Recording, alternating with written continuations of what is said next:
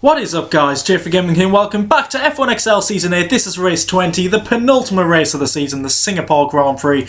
The championship has been wrapped up, so we're just playing for a bit of pride here, and there also is the overall constructors battle between Red Bull and Renault. That's on the site, so do go check that one out, f1xl.co.uk, and if you want to join the league, for Season 9, do go to that site and sign up. It's a fantastic lead, highly recommended for you, but into qualifying, we were P3. One more run to go. We've just dropped out P4, but a strange incident happened, and I'm not sure if this was intentional or not, but Pickled Avenger here, I got out of the way because I thought he was on a quick lap, and then I at the time I thought that was a swipe at me because I don't know if I put him off on his qualifying lap, but that damaged my wing for my final run, so that hurt me a little bit. And we were purple after the first two sectors, so I was very confident and thought, hey, I could get pole position, but the weak part of the track for me is the final sector, and it really did show. And purple in the first two sectors, but we've lost a couple of tenths, and there we go. We get ourselves back up to P4. Solid session, but it shows just how close it is in League 2 here. So we're just ahead of Splazer, but we're on the second row, so not too bad. And our rival Zygon takes pole position as Red Bull versus Renault rages on. Very competitive in this league at times, but here we go. 5 lights, and the Singapore Grand Prix is off, and we get a decent start. We're looking to try and get up the inside of Terrier up into turn 1. Let's see if we can get the move done. We're nearly alongside him. He gives the room. We try our best not to corner cut there, but he also goes a little bit wide here, so it gives us the opportunity. So we have a bit of a sniff here, and he's on the inside, so I was looking to do a bit of a switchback here if possible, but he takes a strange line. Yeah, a bit of a corner cut there to say the least, but he does go deep on the exit, which gives us the shot coming into the braking zone at the end of the DRS straight. We're alongside. Can we get the move done? He's going to hang around the outside, which is pretty easy to do on this track. I could have forced him out wide, but I thought better of it, and side by side into this hairpin, and he doesn't give me a lot of room, so I have to back out there. And his teammate L-Dog, Elite L-Dog, is on my tail, and we just keep ahead of him. But that was good racing there with Terrier, side by side, no contact. But we'll have to try our best to get past him.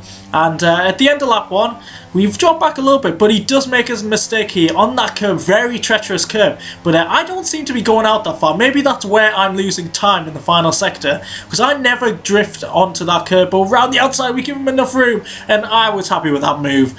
Around the outside into turn 1 and then turn 2. So we're up to P3. And now to try and close down Zygon and Final Junkie. And at this point I was remembering, Zygon used to say he wasn't very good at street circuits, and I was genuinely thinking that at this moment. And then I come down here after the bridge and he span round. Oh, it's perfect in terms of the Red Bull against Renault battle, and it affected Final there. I think he slid into the barrier. I'm not sure if he damaged his wing or anything, but it means we're right on the back of him, setting a purple sector. We've got pretty good pace, and set the fastest lap of the race on lap 2. So, we're putting pressure on Vinyl. Let's see how he copes with it, because I think in his first race at Monaco, I was behind him and he kind of bit the car in the wall. I think he got a puncture from that, so shows he might be vulnerable to the pressure, but new guy to the league, he's done well so far. Let's see how he does here, as we'll get DRS. In Russia we didn't have straight line speed, and it looks like he doesn't compared to us here. We get DRS, we're going for the outside line, and we've got the move done, though we've gone slightly deep, missed the apex, try to just keep the car on the track. I remember Mark Webber got a penalty for overtaking off the track there, so had that in my mind, keep it on the track, and that allowed Final to come back at us, but we keep him at bay, and that is us up into the lead. So it's been a good start for us, of course, starting P4, getting ourselves into the lead, but Final was putting me under pressure. He had some good pace. He'd catch up to me in Sector 3 and get close at random points on the track, but coming into the DRS zone, I'd pull away just enough. He'd get DRS, close in again, so there wasn't the threat of the overtake, but I knew if I made a mistake, he'd be ready to pounce. So things are looking pretty good at this moment. Zygon picked quite early on. I'm not sure if he had damage from his incident at the hairpin, so he'll be getting a major undercut on us. But at the end of lap time, we come into the pits. Questionable entry there. Took a little bit too much speed, but I did come in this early because my teammate Taz Lazo was pitting on lap 8, didn't want to hold him up. And that was team tactics. We want Renault to be doing well, of course. And we come out on the super soft tyres. We'll be aiming to go on to the ultra softs in the final stint. So we'll be stretching these out probably till around lap 21, 22 for a short 9 lap stint on the ultra soft. So we come out in clear air, which is perfect for us. Couple of second gap to Terrier. On lap 10 we caught up to the back of Greeners, who was yet to pit, and we caught up to him at probably the worst place on the track. Coming into the final sector, there isn't really a place to overtake, and I did have superior speed. I mean, I was already going purple, but now I'm getting held up, and yeah, there's just nowhere to overtake here. Didn't want to take any unnecessary risks as we're fighting for the victory, so I was waiting until he made a mistake or went into the pits or something, and it was into the, well, on the exit of the final corner, on the start finish straight, going for the move. We should get it done into turn 1, and we do indeed. And there we go, back up to P2, but I noticed Vinyl hadn't pitched yet, 11 laps. That's a long time on the Ultrasofts, and it said to me he's definitely going for a one-stop, which I think was very risky, to be stretching the tyres out this long. And you'll see there's a yellow flag ahead, that must be Vinyl.